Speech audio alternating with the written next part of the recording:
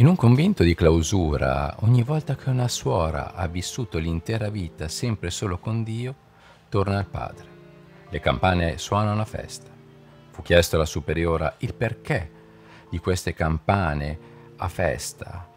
Noi spose di Cristo siamo come le vergini in continua attesa che arrivi lo sposo, e quando arriva è festa, grande festa. Ci vestiamo di bianco come per le nozze e riempiamo di gioia tutta la liturgia.